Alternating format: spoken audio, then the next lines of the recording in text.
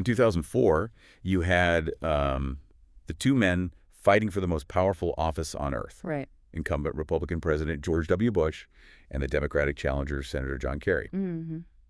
And they both sat on national television and just flat out refused to answer a simple question. It's wild to watch. It really is. It happened during this high-stakes interview on Meet the Press. Yeah, with Tim Russert.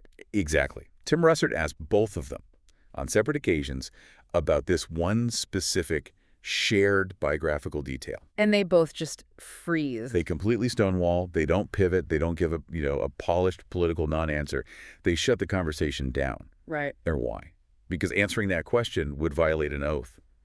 An oath they both took in a windowless tomb in New Haven, Connecticut when they were like 21 years old. Which is, I mean, it remains one of the most phenomenal historical anomalies in modern American politics. Yeah. You have these two individuals presenting entirely different visions for the country, vying for the absolute pinnacle of global power. Yet they are both bound by a code of silence that's enforced by an undergraduate collegiate society. That's crazy. It perfectly encapsulates why this specific organization captures the public imagination like literally nothing else. And that organization, of course, is Yale University as Skull and Bones, officially incorporated as the Russell Trust Association. Or Order 322 internally. Right, Order 322. So today we are bringing you part 4 of our mini-series on this exact subject. Finally. I know, we've been building up to this. Our mission for this deep dive is pretty ambitious. We are putting on our investigative producer hats and processing just a massive stack of source material. Pretty much reading. Oh, so much. Academic histories, deep cover investigative journalism, legal filings. Even corporate tax documents. Yes, the tax docs are actually super revealing, which we'll get into. Yeah. But our goal is to definitively separate the sprawling conspiracy theories from the actual, institutional reality. Which I think is such a vital exercise. No. For anyone who wants to understand modern power structures, yeah. Because decoding Skull and Bones isn't just about collecting, ivy-draped college trivia. Right. It is a masterclass in how class power, networking, and institutional influence actually operate in America. As opposed to how we, imagine they operate in movies or on internet forums. Exactly. The reality is often stranger, but very different from the fiction. Okay, let's unpack this. We have to start with a grand conspiracy. We have to. Because you literally cannot mention Skull and Bones at a dinner party without someone bringing up the idea that they secretly run the world. Right, the Illuminati connection, the shadow government, all of that. Yeah. And the absolute premier framework for this theory, like the text that started it all, comes from a 1986 book called America's Secret Establishment. Oh, yeah. Written by Anthony C. Sutton. Right. And it's important to note, Sutton wasn't just some fringe guy in his basement. No, he was a former research fellow at the Hoover Institution. Which gives him this veneer of intense credibility. Exactly. So he based this book on internal membership rosters that were actually leaked to him by Charlotte Thompson Iserbyt. Her father was a bonesman, I think. Yes, her father was a member. And based on these rosters, Sutton makes this massive, sweeping claim. He says, Skull and Bones isn't a fraternity at all. It is the order, like a literal shadow cabal dominated by intermarrying legacy families. The Bushes, the Tafts. The Rockefellers, Harrimans, Pillsburys. Yeah, Sutton's thesis really is the bedrock of modern conspiratorial thinking about the society. It's everywhere online. It is. But to understand how he believed this order actually functioned on a day-to-day global scale, we have to look at his core analytical model. Okay. Sutton argued that the society operated using controlled Hegelian determinism. Okay, stop right there. I know it's a lot. I read that section of the source material and it gets incredibly dense. I need you to translate that 19th century German philosophy into plain English for us. Sure. Because how does Hegelian determinism apply to a bunch of college guys drinking beer? Right. So the Hegelian dialectic is a philosophical framework. It essentially says that historical progress is driven by deliberate friction. Friction, okay. Okay, you start with a thesis, which is just the existing status quo. Right. Then a conflicting force arises to challenge it. That's the antithesis. Okay, thesis and antithesis. Right. And the resulting clash between those two opposing forces eventually burns itself out and yields a planned resolution. And that resolution is the synthesis. Okay, so thesis clashes with antithesis, creating synthesis. Exactly. But Sutton is taking that abstract, classroom philosophical concept And applying it to global geopolitics. He took it to the absolute extreme. Wow. Sutton theorized that the order doesn't just, watch history unfold. They deliberately engineer both the thesis and the antithesis. Force the synthesis. Yes, to force a specific predetermined outcome. He claimed they were quietly funding and steering opposing political and economic movements on a global scale. Like playing both sides. Exactly. The most famous example from his book actually involves the Russian Revolution. Oh, this part was wild. Yeah. Sutton argued that Wall Street financiers who were deeply tied to Skull and Bones secretly facilitated the funding for the Bolshevik Revolution. Which just sounds insane on the surface. It does. He claimed they intentionally funneled capital to stabilize the early Soviet regime while they were simultaneously driving Western corporate capitalism at home in the U.S. Wait, so Sutton is saying they're playing geopolitical chess, but they literally own all the pieces on both sides of the board. That's his claim, yeah. He's claiming Wall Street capitalists intentionally funded their own communist enemies. That is a massive leap. It's a huge leap. What would possibly be the motivation for doing that? Why build up your own enemy? Well, under Sutton's framework, the motivation was the manufacturing of the Cold War. Oh. He interpreted the decades-long standoff between the U.S. and the USSR not as a genuine ideological clash, But as an orchestrated crisis. Exactly. He argued that by funding both sides, the order created a perpetual global threat. Right, because if there's always a big, scary enemy, you can justify anything. Precisely. It justified multi-billion-dollar defense contracts, massive military expansions. Which they probably profited from. Of course. And ultimately, it led to the consolidation of a centralized, state-controlled global order, what he called a totalitarian corporate socialist world order. Wow. Yeah. He viewed domestic left versus right politics, like Democrats versus Republicans, That's just a show. a total illusion, just a manufactured control mechanism designed to keep the American public distracted with, partisan bickering. Well, this elite group quietly steered all the systemic policy shifts behind the scenes. Exactly. I mean, that is a compelling narrative for a Hollywood thriller. He's very cinematic. It really paints this picture of an all-knowing, all-powerful room of men pulling the strings of history. Right. But when we actually look at the academic scrutiny of Sutton's work, does the evidence actually hold up? Well, Can we legitimately trace a straight line from a secret club in Connecticut to the creation of the Soviet Union? the short answer is no. No, we cannot. Okay. Academic historians and political scientists have overwhelmingly rejected Sutton's overarching conclusions. I figured. Yeah, critics, including scholars like Samuel Lieberstein and Medlin, they've gone through his work extensively. Yeah. And they pointed out just severe methodological flaws. What kind of flaws are we talking about? Like made-up facts or... Heavy reliance on selective sourcing, Ah, taking uncorroborated rumors as absolute historical fact. But the most glaring issue is that Sutton completely ignored genuine historical variables. like what? Well, for example, he dismissed the fact that massive Soviet technological innovations occurred entirely independently of Western influence. Right, the Soviets had their own scientists and engineers. Exactly. Yeah. Sutton basically stripped away the agency of entire nations and populations to make his specific theory work. He had to make the puzzle pieces fit, even if he had to smash them together. Yeah. And fundamentally, Sutton makes this massive causal leap. Okay.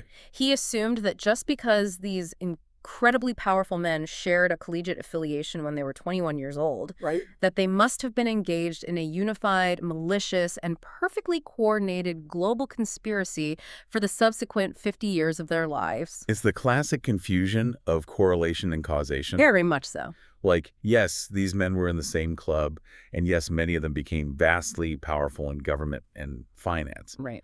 But that doesn't automatically mean the club itself is a centralized command center for global dominance. Precisely. They shared a background, and they certainly shared a social network. Yeah. But attributing every major geopolitical event of the 20th century to their Thursday night meetings in New Haven is, well, it's a bridge too far for serious historians. It's just a bit much. Just a bit. But, realizing they are not a global command center actually exposes a much more interesting question to me. If they aren't plotting the New World Order, what are they actually doing behind those windowless walls? Right. Because they are still meeting, they are still performing these bizarre rituals. Every week. Right. And this brings us to the modern investigative accounts, specifically the work of journalists like Alexandra Robbins. Who wrote Secrets of the Tomb. Exactly, Secrets of the Tomb. And also Ron Rosenbaum. And what they reveal is that the true power of Bones isn't black magic or global chess. No. It's sociology. What's fascinating here is how these modern investigative disclosures entirely reframe the mechanics of secrecy. Yeah. They move us away from grand historical conspiracies and really ground us in the gritty reality of institutional sociology. It's way more human. It is. We get to see the actual machinery of how elite trust is manufactured. I want to paint the visual picture of this machinery first, Please do. because the physical atmosphere is a huge part of the psychological conditioning for these kids. Oh, absolutely. The headquarters is located at 64 High Street, right in the middle of the Yale campus. Just sitting there. Just sitting there. And it's known simply as the Tomb. Very subtle. It's this Greco-Egyptian brownstone, built in stages starting in 1856. Right. It has no exterior windows at all. None.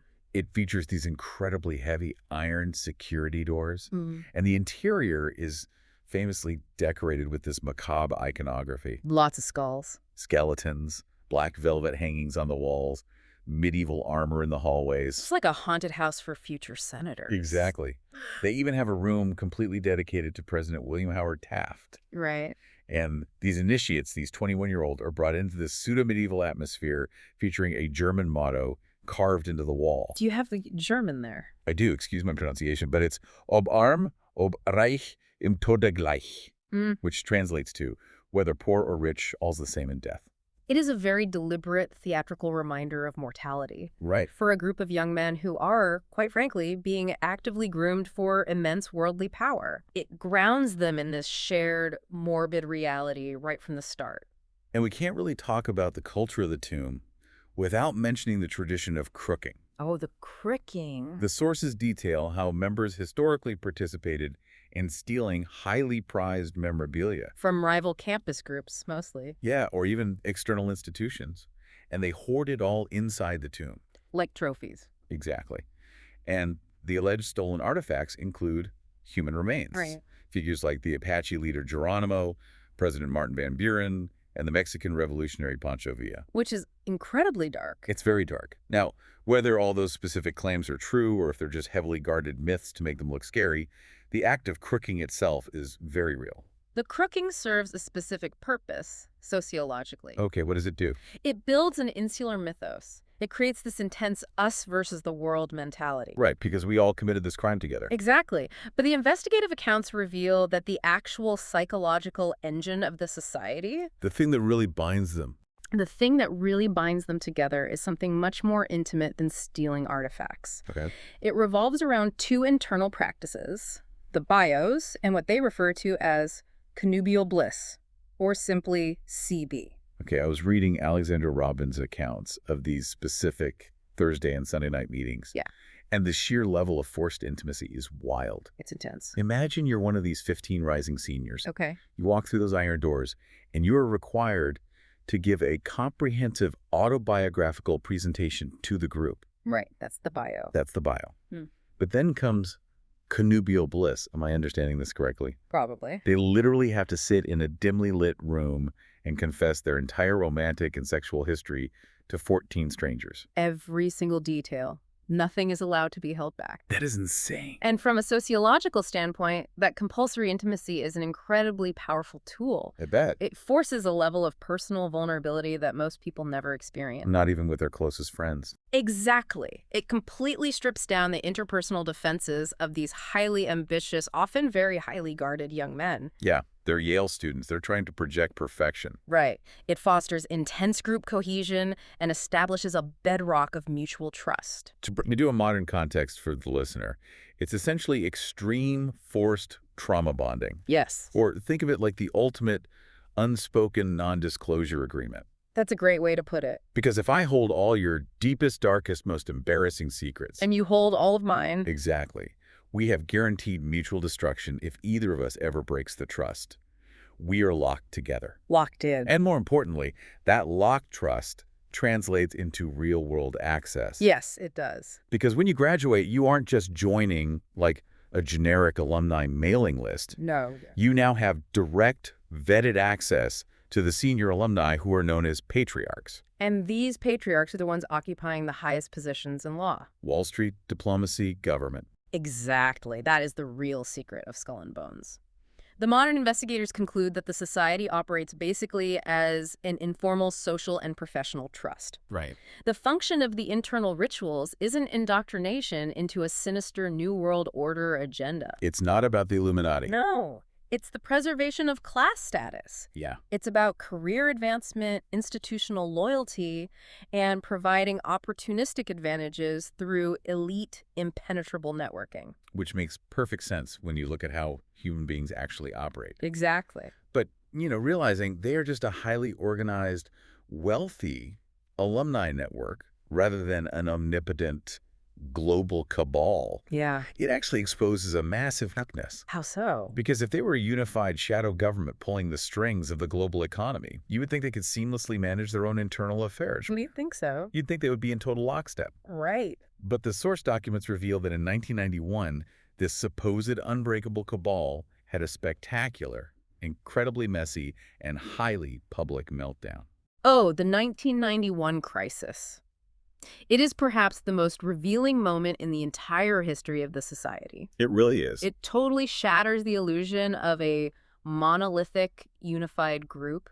It exposes a massive generational and ideological fracture that just played out for the whole world to see. Think about this in the context of a classic workplace generational clash. Okay. You have the old guard who owns the company versus the young employees trying to modernize the culture. Right. Let's look at the timeline. Yale College officially started admitting female undergraduates back in 1969. Which was a huge shift. Huge. But Skull and Bones remained exclusively male for over a century and a half. Right. Now, the society operates with two distinct entities. You have the active undergraduate delegation, The 15 rising seniors. right, who are known as the Knights. Right. And then you have the corporate alumni entity, the Russell Trust Association, or RTA. The patriarchs. The Patriarchs. The RTA was incorporated in Connecticut in 1856, and they hold the title to all the physical property, and they manage the massive endowment. Which creates a fundamental structural tension. Exactly. Because the undergraduate knights dictate the day-to-day culture inside the tomb. But the alumni patriarchs hold the purse strings. And the literal physical keys to the building. Right. And this tension first flared up significantly in 1971. Tell us about that. Well, the active undergraduate delegation that year made an initial attempt to tackle women for membership. Okay, so way back in 71. Yeah. But the alumni patriarchs immediately quashed it, Shut it down. shut it completely down. They actually dubbed that student delegation the Bad Club and formally blocked the entire initiative. The Bad Club. Yeah. It sounds like a scolding from a 19th century headmaster. It really does. So the issue gets buried for 20 years. But then we hit the spring of 1991. The active undergraduate delegation pushes the issue again. And this time they don't ask permission. No, they don't. They formally tap 7 women for the incoming class of 1992. And this time, the conservative alumni leaders do not just send a sternly worded letter calling them the Bad Club. No, they take physical action. The Russell Trust Association board rejects the taps, and they retaliate physically. They literally padlock the heavy iron doors of the tomb at 64 High Street. It's unbelievable. They changed the locks to prevent the undergraduate members from entering their own headquarters. Just picture the physical reality of that scene. I know. The most powerful, most secretive society in America, locking its own 21-year-old members out on the sidewalk. Like teenagers grounded by their parents. Exactly. The students were so blindsided that they had to scramble just to find a place to meet. Right, because they have these big initiation rituals planned. Right. They actually had to bypass the lockout by using the clubhouse of the Manuscript Society. Which is another senior group on campus. Yeah, they had to borrow their space just to conduct their initiation proceedings for the new class. It is the definition of a logistical and PR nightmare. Total disaster. So, to try and resolve this massive standoff, the Russell Trust Association initiated a mail-in ballot to survey the broader national alumni membership. To see what the patriarchs actually thought. Exactly. And the results come back, 368 to 320, in favor of permitting women into the society. So the majority agreed. The majority of the alumni actually agreed with the undergraduates, but the traditionalist faction refused to accept the democratic result. And this is where the internal dispute spills over into the actual legal system. This part is fascinating. A dissident group of traditionalist alumni led by the prominent conservative commentator William F. Buckley Jr. William F. Buckley Jr., yeah. They filed a lawsuit in Connecticut State Court. They actually obtained a temporary restraining order from a judge to legally block the initiation of the female candidates. I want to dig into the actual arguments used in this lawsuit because it wasn't just about, like, the locks on a door. Right, it was ideological. The basis of Buckley's legal argument was structural first. They argued that opening membership to women fundamentally altered the nature of the organization, Okay. which they claimed required a formal corporate amendment to the RTA bylaws, not just an informal advisory mail-in vote. A legal technicality. Right, a technicality. Right. But culturally, Buckley and his co-litigants were arguing that coeducation would permanently destroy the society's historical character and its fraternal intimacy. That was their stated stance. That was the stance. Now, on the other side, you had a high-profile counter-movement forming. Prominent alumni like Senator John Kerry and the former Yale Dean of Admissions, R. Inslee Clark Jr. Right. They publicly supported the undergraduate delegation. Yes, they declared that continuing to exclude women was totally outdated and morally unsupportable. It became a massive national spectacle. Oh, totally. You have this hyper-secret society suddenly having its internal dirty laundry aired on the editorial page of the New York Times. It's so ironic. It is. You have conservative media titans and liberal senators fighting a proxy war over an undergraduate club in state court. And, as we're acting as investigative producers here, we're just presenting these historical viewpoints neutrally, straight from the legal and journalistic sources. Right, just laying out the facts of the conflict. Exactly. But the facts of how it finally resolved are just fascinating. How did it end? The legal deadlock held all summer, all through 1991 until October, when the Russell Trust Association finally convened a second formal corporate alumni vote. Okay. Faced with overwhelming pressure and, a totally fractured membership, the alumni body officially voted to accept the class of 1992 delegation with its female members. It finally gave in. They did. They formalized all the necessary bylaw changes. The lawsuit was withdrawn, the padlocks on the tomb were finally removed, and Skull and Bones officially became co-educational. If we connect this to the bigger picture, Yeah. this event proves definitively that the society is not a monolith. Not at all. The undergraduate knights successfully defied and defeated the alumni patriarchs. They won. They won. It proved that institutional adaptation is possible from the bottom up. Yeah. They aren't bound by an unbreakable 19th century decree. They are a functioning, adapting corporation that has to respond to its internal demographics and cultural shifts. But acknowledging that they are just a corporation trying to survive its own internal politics, it leads us to a glaring realization. Which is? Corporations have competitors. Oh, yes, they do. If Skull and Bones is just a wealthy alumni network, we have to look at their market position. Right. They might be the most famous secret society in the world, but are they even the top dog on the Yale campus anymore when it comes to wealth and real estate? This is a crucial piece of the investigative puzzle that most conspiracy theories completely ignore. Right, they think Bones is the only game in town. Exactly. Skull and Bones does not exist in a vacuum. It operates within a highly competitive, incredibly wealthy ecosystem at Yale. The university distinguishes between unlanded societies, Which are what, exactly? which are informal groups that meet in coffee shops or dorms or rented spaces.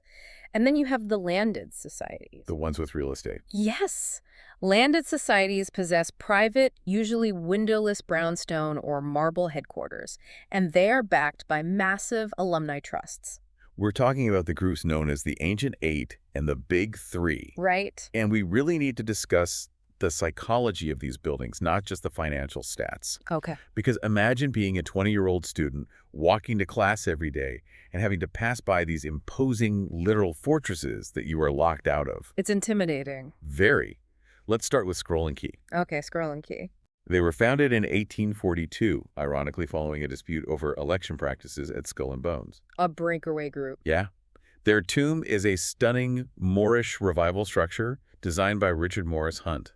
It's beautiful. It features this decorative yellow and purple stonework. It honestly looks like a fortress out of a fantasy novel.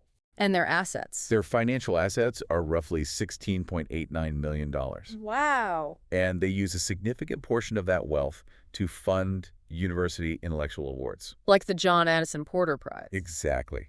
which gives them immense institutional clout on campus. Then you have the Wolf's Head Society. Right, Wolf's Head. They were founded in 1883 specifically to counter Skull and Bones' dominant influence in undergraduate politics. They wanted to break the monopoly. They wanted to break the Bones monopoly. And to do that, they built the largest physical headquarters of any society on campus. It's huge. A massive, imposing English collegiate Gothic hall designed by Bertram Goodhue. It is architecturally designed to intimidate. And what's their bank account look like? Their assets are estimated at around $15.97 million. Incredible. And then Book and Snake is another wild architectural statement. Oh yeah, Book and Snake. Founded in 1863, they don't meet in a brownstone or a Gothic hall. They meet in a windowless white marble tomb. Right on the corner. Yeah. Built in the exact Ionic style of the Erechtheion Temple on the Acropolis of Athens. It's striking. It sits behind this heavy wrought iron caduceus fencing. It literally looks like a monument to an ancient god right in the middle of a modern city. And they have around $9.48 million in assets. Right.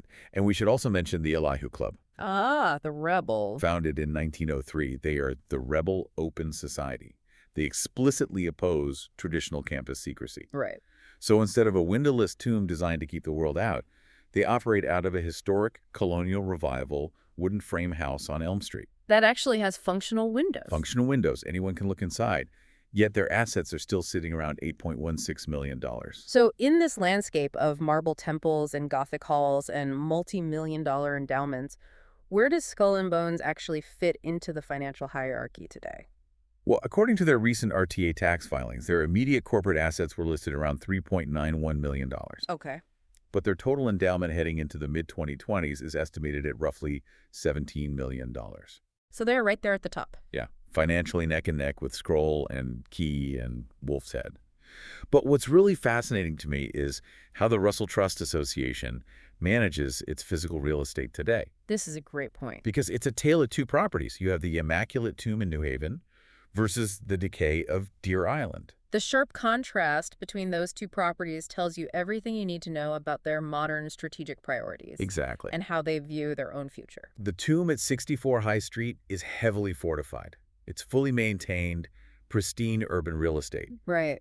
It remains the active, beating heart of the organization for those Thursday and Sunday night meetings.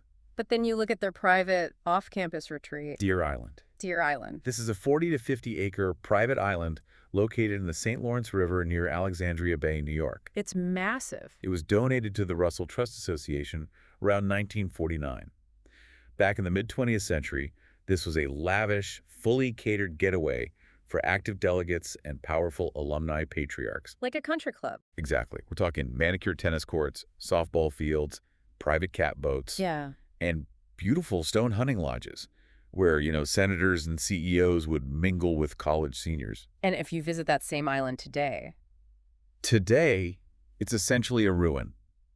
Really? The sources describe it as being completely overrun with thick vegetation. There are stone foundations from old buildings that burned down decades ago. And they just left them? The RTA just chose never to rebuild them. There's only a single surviving wooden cabin on the entire island. Wow. Active members who travel there for initiation retreats literally refer to the island as a beautiful dump. Which is such a striking image. It is a fading aristocratic family. Yes, it's exactly like a fading aristocratic family. Mm-hmm. They keep the city manor looking absolutely pristine so everyone walking by on the street thinks they're still royalty. Right, keeping up appearances. But out in the country, the roof is caving in on the summer estate, and they're just letting the forest reclaim it. It is, but with one major difference, I think. What's that? A fading aristocratic family usually lets the country estate decay because they've run out of money. Right. The Russell Trust has $17 million in the bank. Right. They aren't abandoning Deer Island because they're broke. They're doing it because their strategy for holding power has fundamentally shifted. That makes a lot of sense. It reflects a very pragmatic retreat to core operations. Maintaining a 50-acre island retreat for a few dozen people is an antiquated drain on resources. Yes, it doesn't serve the modern mission. Exactly.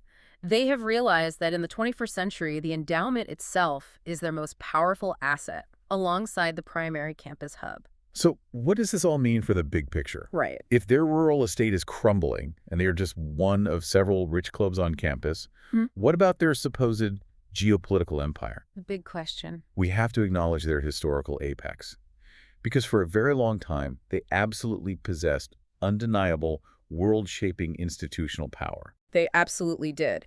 During the late 19th and mid-20th centuries, Skull and Bones was the primary incubator for the Weiss-Poor foreign policy establishment. For listeners who might not be familiar with the term, Weiss-Poor stands for White Anglo-Saxon Protestant. Right. Historically, this was the specific demographic that held a near monopoly on American political and financial leadership. And the Skull and Bones historical roster from this era is genuinely staggering. It's a who's who of power. Beyond the 3 U.S. presidents, William Howard Taft, George H.W. Bush, and George W. Bush, Right. you have men who literally designed the architecture of the American century. Yeah. Men like Henry L. Stimson, who was Secretary of War during World War II, May George Bundy, the National Security Advisor, who heavily influenced the Vietnam War. Robert A. Lovett, Secretary of Defense. You have Supreme Court justices, powerful senators, elite diplomats, and the early foundational architects of the Central Intelligence Agency. The CIA connection is huge. It is.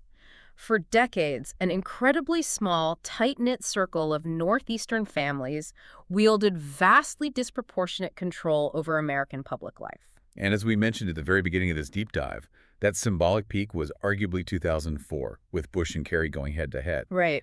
But since then, the sources all point to a massive, undeniable, modern erosion of that influence. A huge shift. So the question is, do they still run the world today? The modern research, and honestly just the reality of global economics, suggests they do not. Not anymore. The geopolitical landscape has fundamentally changed. We no longer live in a world where foreign policy and global finance are dictated by a handful of men meeting in a brownstone in Connecticut. Right. We live in an era defined by decentralized global markets, vast technocratic governance, and international financial networks that span continents. The gatekeeping mechanisms have completely shifted. Oh. Think about it. Silicon Valley billionaires, global tech executives, and international venture capitalists are not checking to see if a 22-year-old was tapped for a secret society in New Haven before they hand them the keys to a tech empire. They don't care. They couldn't care less. The Ivy League fraternity tie, even one with a $17 million endowment, is just no longer the ultimate undisputed key to the kingdom. Exactly. And the active undergraduate delegations, the knights currently sitting inside the tomb, Yeah. they are highly aware of this cultural and economic shift. They see the writing on the wall. They know the old model is dying. So to survive and remain relevant on a modern campus, they had to drastically change their tapping strategy. This is where the modern Yale monoculture really comes into play, and it is just endlessly fascinating to me. It's a huge pivot. Today, the Knights are no longer just hunting for legacy dynastic scions or the sons of senators. To maintain their clout on campus, they are deliberately tapping student government leaders, progressive campus activists, minority organizers, and socioeconomically diverse undergraduates. Which is a totally different demographic. Completely. The sources even note that recent delegations have actively included members of the Democratic Socialists of America, The DSA. the DSA inside Skull and Bones, as well as leaders of various progressive student movements. Which creates an incredible, almost surreal paradox within the walls of the tomb. It hurts my brain to think about. You have an institution that was historically built entirely on exclusivity, elitism, massive wealth accumulation, and establishment patronage. Yes. And now it is being populated by students who frequently apply modern activist frameworks that actively, aggressively critique those exact systems. Just imagine the friction during a Thursday night meeting today. Oh, I'd love to be a fly on the wall. You have a traditionalist alumni patriarch, maybe a retired Wall Street CEO, Right? interacting with a progressive 21-year-old undergraduate who philosophically opposes the very existence of a $17 million untaxed secret endowment. It's wild. Again, keeping our neutral investigative hats on, it is just objectively fascinating sociology. It really is. Bones today operates less like an executive steering committee plotting the new world order. And much more like a microcosm of modern academic monoculture. Right. It remains an incredibly intimate, intense setting for peer bonding and vulnerability. Because of the bios in CB. Exactly. But its capacity to unilaterally direct American foreign policy has effectively ended. It's just not what it used to be. It has been thoroughly diluted. With over 40 active secret and open societies currently operating at Yale, student participation and social capital are so widely distributed across the campus that no single organization can monopolize influence the way they did in 1950. Not even Skull and Bones. Not even Skull and Bones. So let's recap this incredible journey we've been on for part 4. It's been a ride. We started with Anthony Sutton's grand vision of a global shadow government, engineering the Cold War through Hegelian philosophy. Right. We dismantled that and walked through the very real, very intense sociological vulnerability rituals of the bios and connubial bliss. The trauma bonding. Exactly. We witnessed the messy 1991 Civil War, where alumni literally padlocked the doors to keep women out.